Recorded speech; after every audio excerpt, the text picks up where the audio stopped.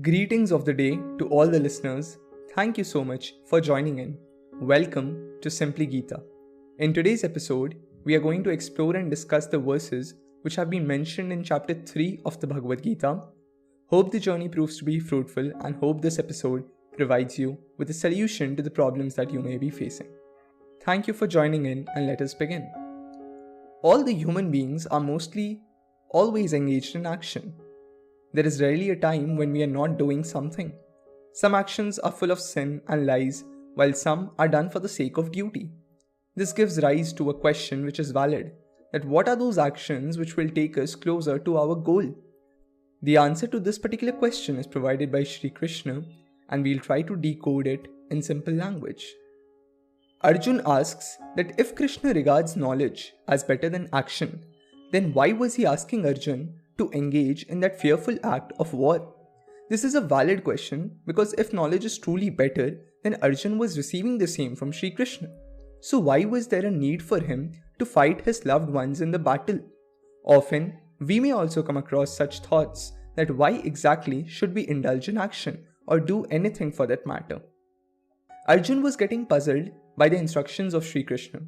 Instead of understanding the truth, he was getting more confused. And thus, Arjun asks Sri Krishna to tell him for certain that which should be done so that his confusion is vanished. The wisdom of Krishna is deep and it is not so easy to understand. Arjun was wondering that how exactly should he apply the principles in his life. The Lord tells Arjun that there are two types of belief in this world. One is that of knowledge and the other is that of action. In other words, every man tries to achieve the self through either of these two means. Through the yoga of knowledge, a person can get rid of sense distractions and he can focus his mind on the supreme or on his goal. And through the yoga of action, a person works with devotion without any desire for the fruits of his effort. Krishna tells that a person cannot attain the true yoga of action without starting a work, and neither can a person attain true knowledge by merely abstaining from all work. So Krishna makes it very clear that it is not acceptable that we stop our duties and action and call ourselves a monk and a person fixed in intelligence. If all of us avoid our responsibilities and turn a monk, then we will feel that doing so will provide us with peace and happiness. Then it is not a rational way of thinking. A person who gets rid of work cannot claim to be situated in the yoga of action. It is never possible that a person in this world can abstain from all work. Our world and the laws of nature are such that whether we desire or not, action is unavoidable and we have to indulge in action. Here, we can also learn from the nature itself. Nothing ever stops in the nature. The sun rises when it is time for it to do so, and so does the moon. Time never stops for anyone, and we should also learn to keep moving, just like time. Hence, it is important for us to understand the true yoga of action and then indulge in that action. Krishna tells that the person who only for the sake of deceiving by outward appearance tries to forcibly control the senses, but his mind is constantly thinking of those desires, is actually a pretender. Such a person is a liar who refuses to have food but is actually thinking of the food and its taste. A person with this mentality can never hold a true fast. Krishna tells Arjun that a person who with pure devotion tries to sincerely control the senses and engages in work without any attachment, that person is truly practicing the yoga of action. So the Lord is giving a warning that controlling the senses is undoubtedly important, but along with it, it is very essential that the mind should not be attached to those senses and the mind should not be thinking of those senses. When the senses are in our control, then we are able to work with pure focus and no disturbance is able to stop us from performing the action that we are meant to do. On the other hand, if we are in control of the senses, then even the smell of something delicious will distract our mind and destroy our focus. Krishna tells Arjun to perform his duty and only indulge in action because as compared to inaction, action is much better. Besides, if Arjun will not indulge in action, then surviving in this world will become a very difficult task for him. Without action, Arjun may not even be able to maintain his body. There are a lot of activities that we can indulge in, but there is something out there in the world which we are actually meant for. Every human being has that one X factor or something unique. If we indulge ourselves in that activity which the nature wants to use us as a medium for, then undoubtedly we shall create history. Whatever work it may be, we need to regard the same as our duty and perform it. In the next verse, Krishna explains the action which helps in the betterment of the society. He tells that if Arjun will perform his duty only as a servant for the sake of the Supreme and with his best efforts, then he will be able to get rid of his attachment. We should do our bit and indulge in action which helps in the development of the society, which is able to provide value and solutions to the people. This action should also be regarded as our prescribed duty. Then Krishna explains about the sacrifices which should be offered by a human being to please Brahma or the divine before starting any work. This helps us in performing the work in the best possible manner, shows us the way ahead, and helps in achieving the goal. Krishna tells that as per the Supreme or as per Brahma, if humans indulge in sacrifices to please the gods, then those gods will ensure our welfare. In the same way, we should do our work in such a manner that it pleases everyone and results in our benefit. The sacrifice that Krishna is speaking of is a way of worshipping the Supreme. This is the reason it is believed that before starting any work, we should take the name of Lord with faith. With such sacrifices, when we worship the gods, then they please our wishes even before we ask for them. On the other hand, the person who is not willing to sacrifice anything but is only interested in demanding pleasures from the gods should be considered a thief. Here, Krishna clearly mentions that it is only when we do something that we are able to get something. In order to get, it is very essential to give. The word worship can also be assumed as action with faith in the divine. If we do not work but only hope that we should get all the comforts, then we are not living ethically. For instance, a person willing to lose weight and gain a fit body has to sacrifice the junk food which may provide pleasure to the tongue but not to the body.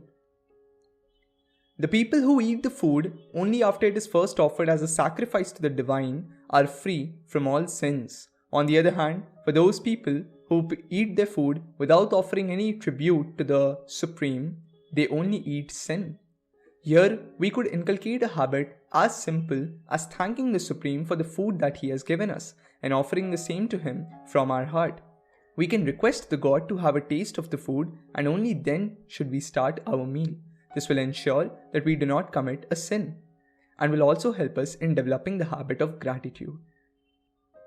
With the end of food, everything will come to an end because all living beings exist with the help of food. Rain is essential for food. Without rain, there can be no food. And similarly, sacrifice is essential for rain, because the God of rain showers his blessings when he is pleased with our sacrifices. And sacrifice results from action, and we can perform true action only with the help of knowledge. So here again, Krishna highlights the importance of action and carrying out the assigned duty when a person is situated in true knowledge.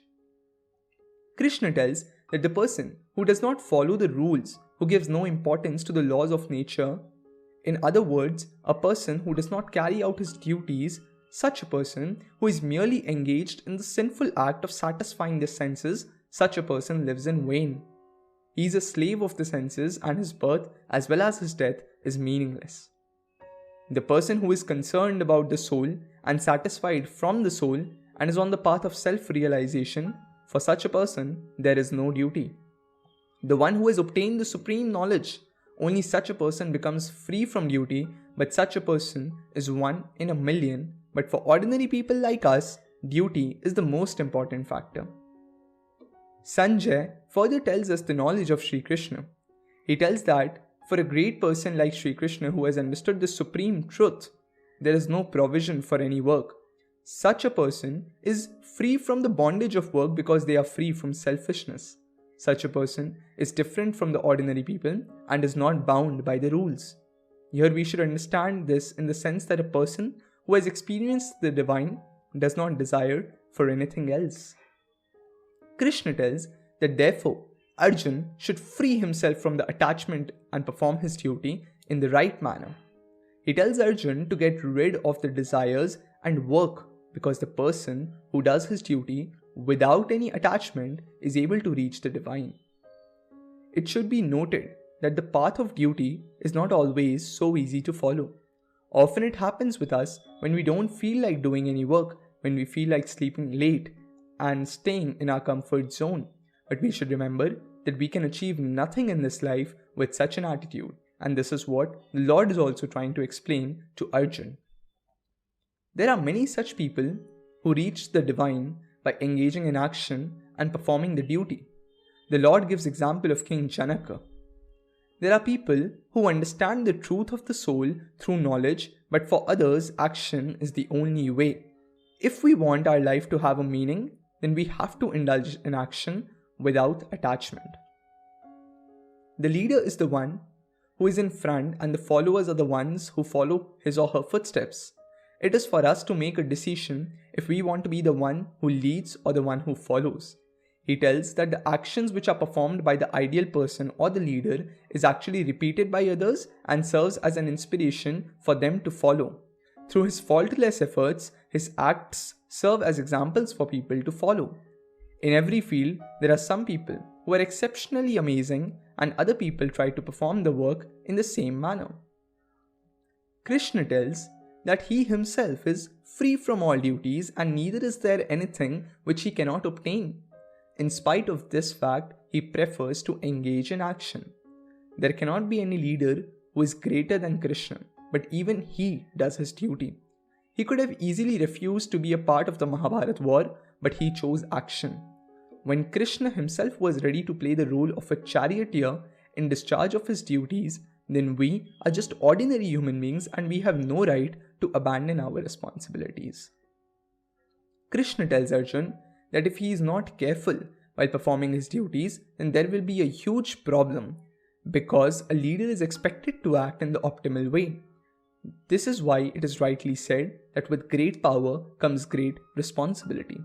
If the Supreme Lord himself stops acting, then all the followers, that is we human beings, will also stop doing all the work. The leader who does not engage in his duties has no right to give direction to the followers. Therefore, we need to follow the steps of the Lord and perform our prescribed duty.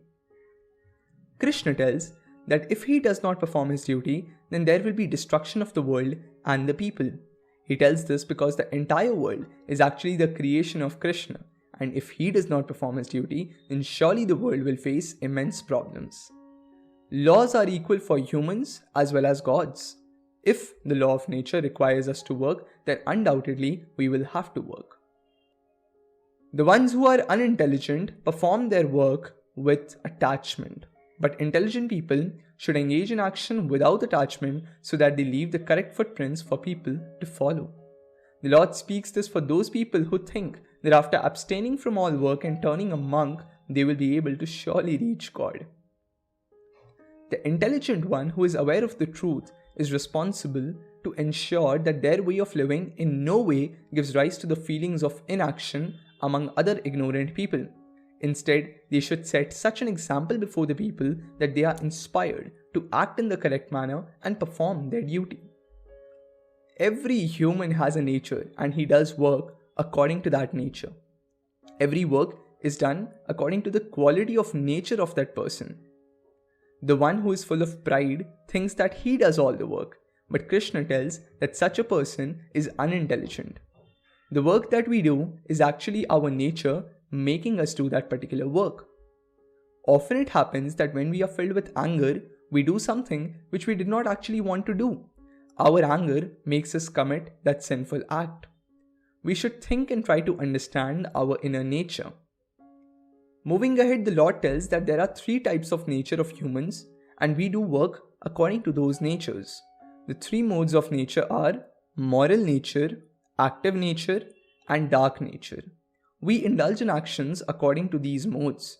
For instance, if we are in the dark mode or the mode of darkness, we will become lethargic, sleepy, and will prefer inaction.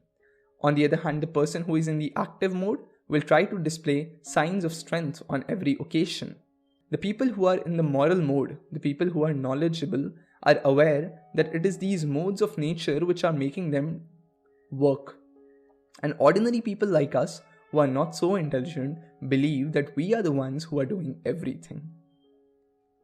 Once the intelligent people involved in action understand that the modes of nature are making them work and they themselves don't do anything, then they should try to explain this knowledge to the ignorant people. The intelligent one is aware of the fact that these modes keep on changing, and as a result, their work also keeps on changing. Therefore, they do not regard themselves as the doer of any work. So we should always worry solely about action and surrender everything else to the Supreme. Krishna tells Arjun to surrender all his activities to the Supreme. He tells Arjun that without any desire for gain, without any hope, sorrow, or laziness, Arjuna should stand up and fight. After getting rid of emotions, hopes, and desires, we should only engage ourselves in action. The aim of life is to attain the Supreme, and once we work without jealousy or fault, as per the instructions of Krishna, we are definitely able to obtain freedom from attachment. Krishna tells that there are many people who regard themselves as very important because of pride. They feel that they are the ones who perform all tasks and do not feel the need to surrender their activities to the Supreme. Such people are lost in their world of delusion. Krishna refers to such people as fools, and he is advising us to stay away from such people. There is no scarcity of such people around us who are so proud of their riches and knowledge that they do not feel the need to listen to anyone else. All human beings act according to their nature, and it even holds true for a man of wisdom, meaning to say that if a person forcibly tries to act in a particular nature, then it is worthless. If we try to make a person perform a task against their nature, then we shall only waste our time. The Lord then tells that happiness as well as sadness resides in the senses. As humans, we should not be in control of either of them because it creates problem in the path of our development. Every emotion, be it positive or negative, is actually hidden in the senses. But we should not be trapped in either of these emotions because it results in attachment, and we become trapped in such a manner that coming out of this jail becomes impossible. Krishna tells that neither is there a need for us to be attached to avoiding such emotions. In other words, Krishna makes it very clear that attachment to anything is the root of all evil. Krishna wants to tell that if we are conscious and aware of the Supreme, we automatically get rid of such attachment due to devotion. This happens because with true knowledge, we can see things as they are without any preconceived notions. Then Krishna tells that imperfection in our own work is better and should be preferred over perfection in someone else's work. Even if destruction happens while performing our prescribed duty, it is beneficial for us. We should not follow the path of others, for it may prove to be very dangerous for us. Here the Lord explains that we should indulge in that activity which is our duty instead of being flattered by the activities of others. Often it happens that we start doing something which someone else is doing because grass always looks greener on the other side. Krishna instructs us to have self-belief and do our own duty even if it is full of faults. Arjun asks Krishna the reason which leads a person to perform sinful activities even when he does not have the willingness to do so. So Arjun makes a very valid point. All of us usually know the difference between right and wrong, but in spite of that, we are not able to follow the correct principles. So Arjun tells that something forces a person to commit such unwanted acts, to commit sin, and he asks Krishna to reveal that secret, that what is it which forces a person to go down the wrong track. The question of Arjun is perfectly valid. I shall be honest, though I am narrating the principles of Gita before you guys, I can in no way admit that I am free from faults. My senses are not in perfect control of me, and they often make me commit sinful acts even when I don't want to do so. A lot of you may read my blogs or hear this podcast, but in spite of that, it may happen that we are unable to live our life as per the instructions of the Supreme. So Arjun wants to know the reason behind the same. The Lord then tells that it is lust which makes a person commit the sinful acts. Lust arises from the active mode or the mode of passion. This lust gives rise to anger, and the Lord tells that there is no end of lust and anger, they only keep on rising. Therefore, we should consider lust and anger as our worst enemy. The Lord tells that it is the active mode which gives rise to lust and anger, which are solely responsible for the unwanted acts that are committed by a sinner. Once we start experiencing lust and anger within us, which we all will, we should understand that our enemy is taking control of us and there is a need for us to stop them. Some ways to stop them could be by developing a better lifestyle, walking barefoot on the grass in the open air, connecting with nature, meditating, regulating the eating and sleeping habits. Such lifestyle changes can help in getting rid of uncontrollable emotions. The Lord then tells that just like the smoke covers fire, just like the dust covers the mirror, in the same way emotions like lust and anger cover our knowledge and hide it. They destroy our ability to think and act clearly. These emotions force us to commit a sinful act when we do not take control of them. There is no dearth of such cases in history when even intelligent people committed a terrible act as rape because of uncontrollable sexual desire.